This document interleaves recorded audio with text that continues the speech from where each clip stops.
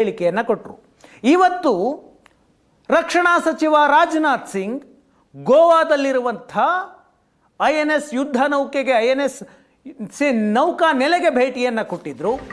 ನೌಕಾಪಡೆಯ ಯೋಧರೊಂದಿಗೆ ರಕ್ಷಣಾ ಸಚಿವ ರಾಜನಾಥ್ ಸಿಂಗ್ ಮಾತುಕತೆಯನ್ನು ನಡೆಸಿದ್ರು. ಆಪರೇಷನ್ ಸಿಂಧೂರದ ಸಮಯದಲ್ಲಿ ನೌಕಾಪಡೆ ಅದ್ಭುತವಾದಂತಹ ಕಾರ್ಯವನ್ನು ನಿರ್ವಹಣೆ ಮಾಡಿತ್ತು. ನೌಕಾಪಡೆಯಿಂದ ಪಾಕಿಸ್ತಾನದ ಮೇಲೆ ದಾಳಿ ಆಗಿರಲಿಲ್ಲ ಅನ್ನೋದನ್ನು ಬಿಟ್ಟರೆ ಪಾಕಿಸ್ತಾನದ ನೌಕಾಪಡೆಯನ್ನು ಅರಬ್ಬಿ ಸಮುದ್ರದಲ್ಲಿ ಹೇಗೆ ಕಟ್ಟಿ ಹಾಕ್ತು ಅನ್ನೋದರ ಬಗ್ಗೆ ಸ್ಟೋರಿಗಳಿದ್ದಾವೆ. ಇವತ್ತು ನೌಕಾಪಡೆಗೆ ಭೇಟಿ ಕೊಟ್ಟು ನೌಕಾಪಡೆಯ ಯೋಧರನ್ನು ಹುರಿದುಂಬಿಸುವಂತಹ ಕೆಲಸ ಮಾಡಿದ್ರು. ಈ ಸಂದರ್ಭದಲ್ಲಿ ಪಾಕಿಸ್ತಾನಕ್ಕೆ ರಕ್ಷಣಾ ಸಚಿವ ಎಚ್ಚರಿಕೆಯನ್ನು ಕೊಟ್ಟರು.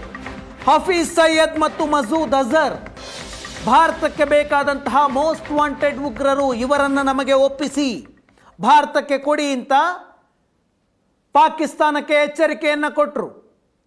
ವಿಶ್ವಸಂಸ್ಥೆ ಡೆಸಿಗ್ನೇಟ್ ಮಾಡಿರುವಂತಹ ಟೆರರಿಸ್ಟ್ಗಳು, ಗ್ಲೋಬಲ್ ಟೆರರಿಸ್ಟ್ಗಳು, ಜಾಗತಿಕ ಉಗ್ರರು ಹಫೀಜ್ ಸೈಯದ್ ಮತ್ತು ಮಸೂದ್ ಅಜರ್.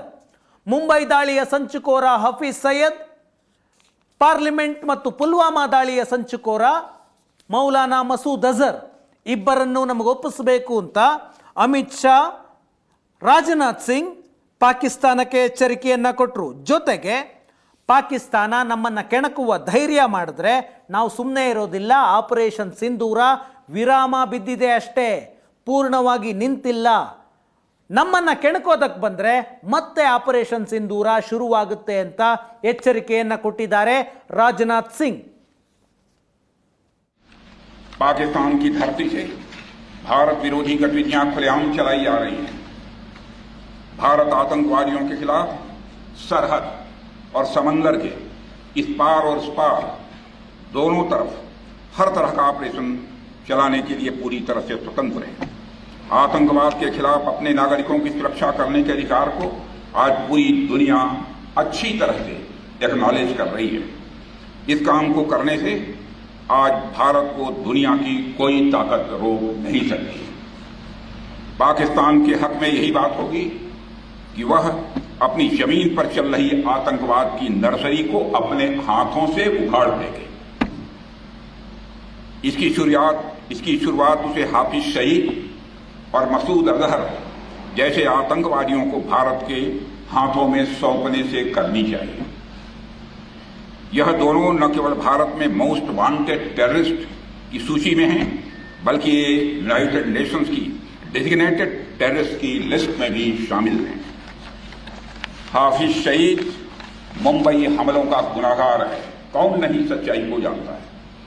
समुंदर के रास्ते मुंबई में मौत बरसाने का जो गुनाह उसके संगठन ने किया है, बहन भाइयों, उसको आज भी हम भूले नहीं हैं। मेरे देश के बहादुर जवानों, उसका इंसाफ होना चाहिए और मैं मानता हूं कि कभी न कभी उसका इंसाफ होकर रहेगा। यह काम पाकिस्तान में नहीं हो सकता है। मुंबई हमलों के एक आरोपी तहौर राणा को पिछले दिनों भारत लाया गया है। पाकिस्तान की ओर से बार बार बातचीत की पेशकश की जा रही है। कल ही पाकिस्तान के प्रधानमंत्री ने फिर यह बात दोहराई है, मगर भारत ने साफ कह रखा है कि बात होगी तो आतंकवाद पर होगी, बात होगी तो पाक ऑक्युपाइड कश्मीर पर होगी। अगर पाकिस्तान बातचीत को लेकर गंभीर है तो उसे हाफिज सईद और मसूद अजहर जैसे आतंकवादियों को भारत को सुपुर्द करना चाहिए ताकि उनके साथ भी इंसाफ किया जा सके। क्या ऑपरेशन सिंदूर अभी खत्म नहीं हुआ है, वह सिर्फ एक विराम है, एक कामा है, एक चेतावनी है।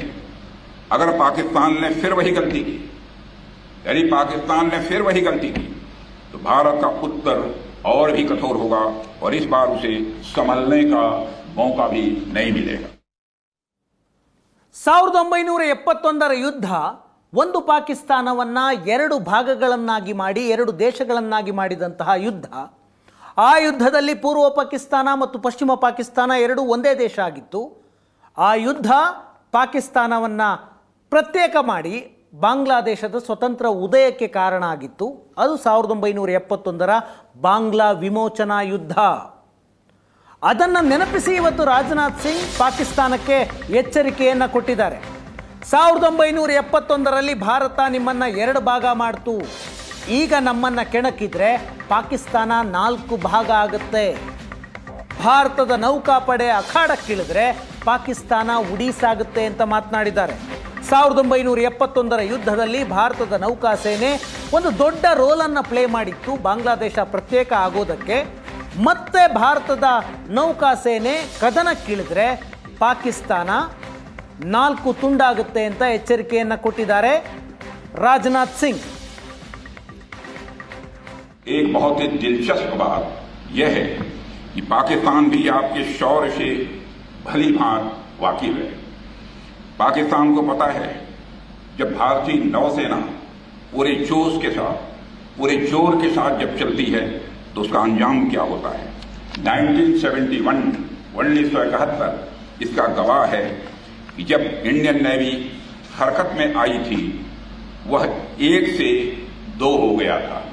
मैं पाकिस्तान की बात कर रहा हूं. जब हमारी इंडियन नेवी हरकत में आई थी तो पाकिस्तान 1 से 2 हो गया था. अगर ऑपरेशन सिंदूर में भारतीय नौसेना अपने फार्म में आई होती तो पाकिस्तान के 2 टुकड़े ही न होते, बल्कि मैं समझता हूं शायद 4 टुकड़े हो जाते.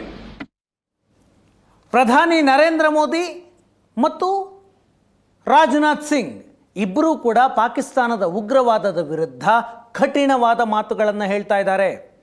ಪದೇ ಪದೇ ಪಾಕಿಸ್ತಾನವನ್ನು ನೀವು ಉಗ್ರವಾದವನ್ನು ಪ್ರಯೋಜನೆ ಮಾಡಿದ್ರೆ ನಾವು ಸುಮ್ಮನೆ ಇರೋದಿಲ್ಲ ಅಂತ.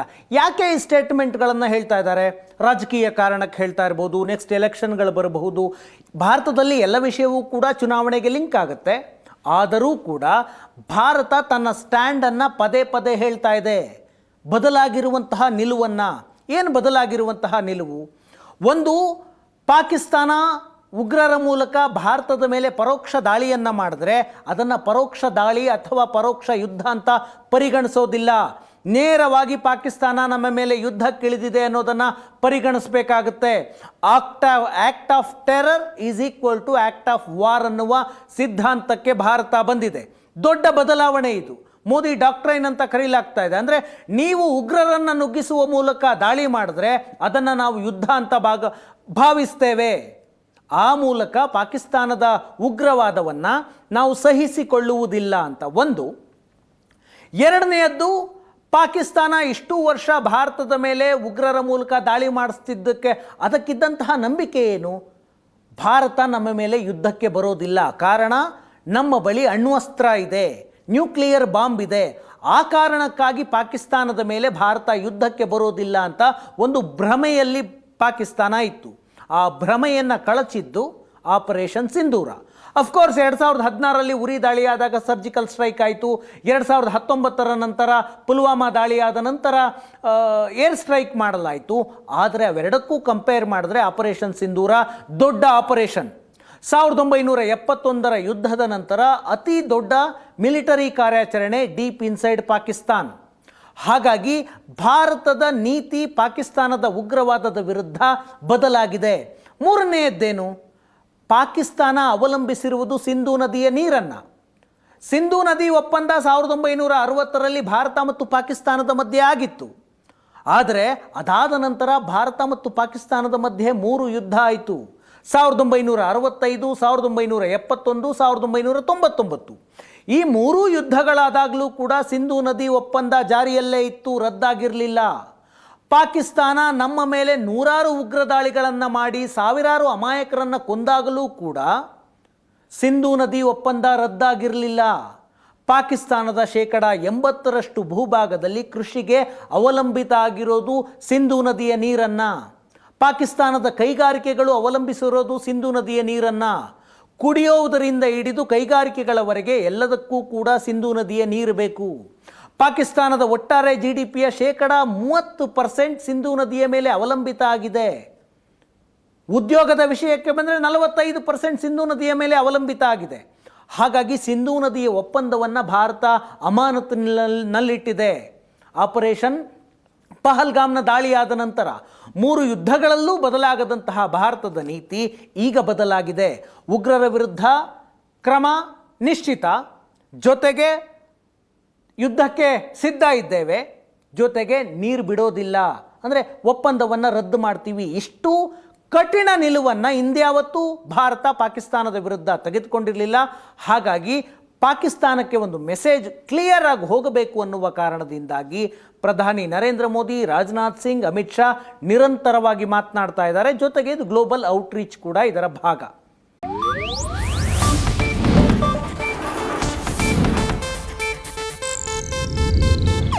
ಇದು ಏಷ್ಯಾನೆಟ್ ನ್ಯೂಸ್ ನೆಟ್ವರ್ಕ್ ಪ್ರಸ್ತುತಿ.